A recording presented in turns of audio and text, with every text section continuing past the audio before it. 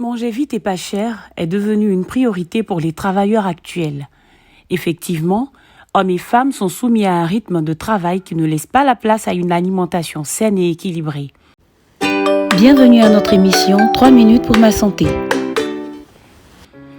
Partie de la maison généralement aux environs de 6h30 sinon moins, et rentrée aux environs de 20h sinon beaucoup plus tard, notre alimentation est l'affaire des restaurants extérieurs, des supermarchés et boutiques, en bref, de la restauration rapide.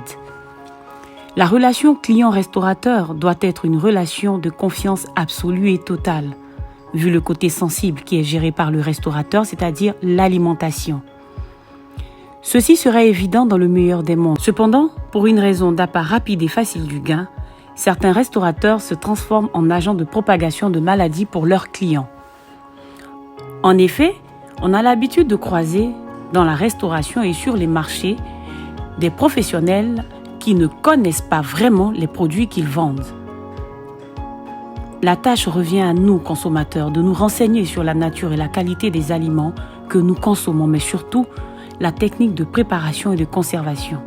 Le déjeuner du midi, qui doit être un repas sain et équilibré, devient ainsi un casse-croûte. En effet, chips, bonbons, sodas, boissons énergétiques, biscuits, sandwichs et autres plats industriels devient la base de l'alimentation de la plupart des travailleurs et aussi des écoliers.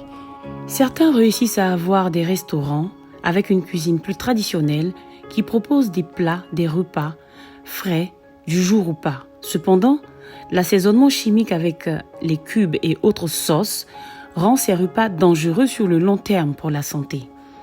L'idéal serait de se faire ces repas et emporter au travail, ou alors trouver de vrais restaurateurs qui se soucient de la santé de leurs clients. Et bien entendu, cela relève du rêve. Le schéma alimentaire du travailleur en général se présente comme suit. Petit déjeuner si possible, déjeuner qui se résume en casse-croûte ou restaurant extérieur. Le soir au dîner, on a un repas surchargé, qu'il soit fait à la maison ou qu'il vienne d'un restaurant. Ce schéma présente le tableau idéal qui permet la prolifération de maladies dites de civilisation. Nous avons entre autres obésité précoce et morbide, diabète de type 2, accidents vasculaires cérébraux, hypertension artérielle et j'en passe, et parfois même des cancers. Nous ne le dirons jamais assez, la décision nous revient sur nos choix alimentaires. On peut se complaire dans le fait de dire qu'il est difficile de contrôler son alimentation. Lorsque nous sommes malades, nous souffrons seuls.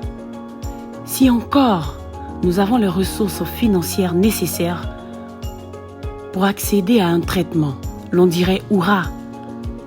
Mais il faille aussi qu'un traitement existe. Nous sommes au terme de notre 3 minutes pour ma santé de ce vendredi. Merci de nous suivre sur notre page Facebook et notre chaîne YouTube Hygiène de vie et sciences du sport.